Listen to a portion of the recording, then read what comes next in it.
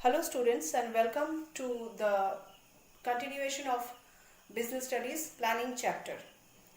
Now today I am going to discuss about the last part of planning chapter, that is essentials of a good plan.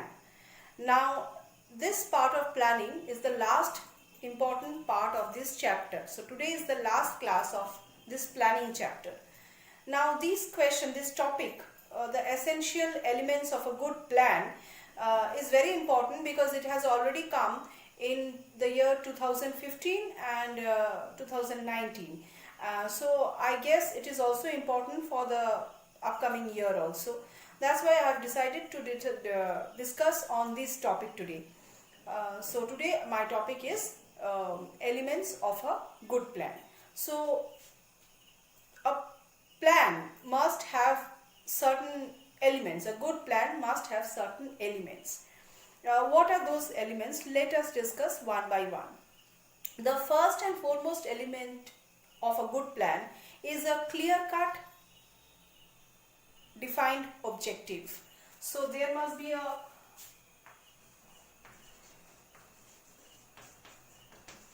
essentials of a good plan. So first there must be a clearly defined objective. Clearly defined objective. Now, objective is very important in a plan. Such kind of objective should be chosen which are specific, which are satisfactory, which are comprehensive in nature. This is essential for the fulfillment of the organizational goals. So that's why this is the first important element of a good plan, that is clearly defined objectives. Now the second important element is high degree of flexibility. High degree of flexibility.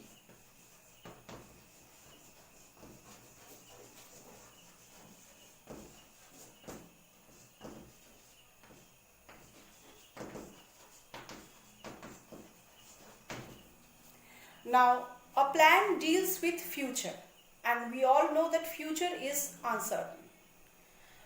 It is full of uncertainties.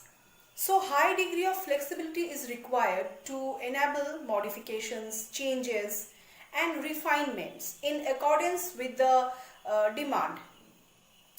Environment is always changing, so planning must be dynamic in nature. Planning should be dynamic. That's why it is required that high degree of flexibility should be one of the element of a sound planning system. Now the third point is unity of operation or unity in operation.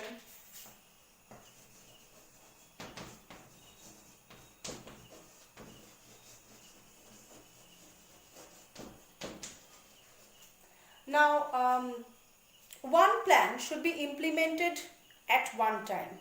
There should not be any overlapping.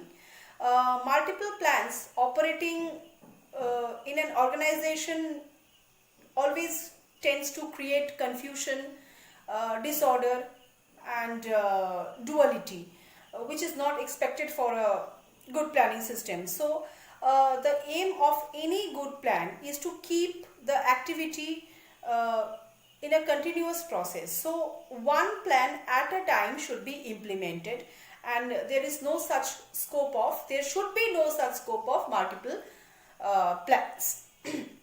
Next point is pragmatic. Planning should be pragmatic.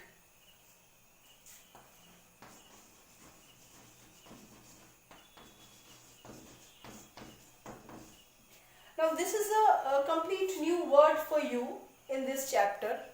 Beforehand I have not used this word. Now what is means by pragmatic?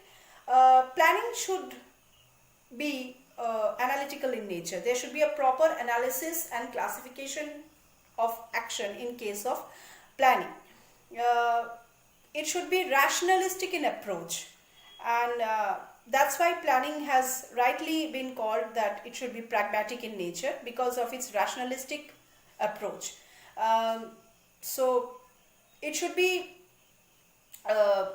not something which is ambiguous. It should not be ambiguous. It should be unambiguous in nature. It should be analytical in nature. So this is what we call pragmatic. Next point is planning should be simple and balanced. It should be simple and easy.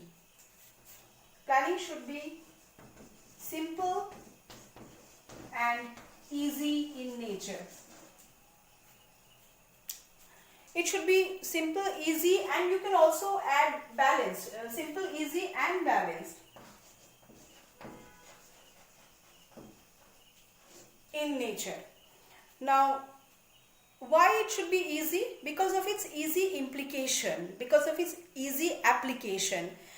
There must be, every organization must have a clear vision of every plan, and so that the planning must have a communication value. That's why it should be simple and a balanced one. Proper weightage should be given to various tasks. There should be coordination between short-term and long-term plans, and it must be integrated in nature. So that's why it is called simple, easy, and balanced. Now you can break this point into sub-points and write. I think it is easier for you to write in this way, that it is simple, easy, and balanced. It should be simple, easy, and balanced because there should be a parity, a coordination of the short-term and long-term plans, and integration is another important point. Next is commitment of employees. Now, a sound plan should attract wider participation of all the employees. It should give the employees a scope of their motivation. It should give freedom. It should give social involvement, and there should not be any kind of psychological barriers that will not allow the employees to participate over there. So there must be a commitment of the employees, which is the next point.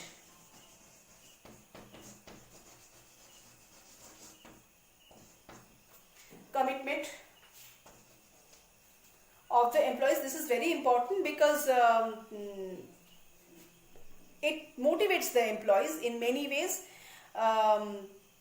It ensures the involvement of workers. That's why it is very important.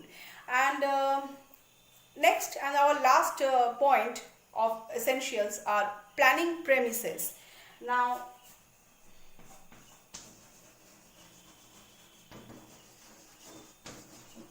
planning premises must be present in a good plan. Now I'll discuss about these in brief. What is planning premises? Though I have given a little idea of these planning premises in my previous class, but in this class I will discuss brief about these planning premises. Now planning premises are those basic assumptions upon which the process of planning works.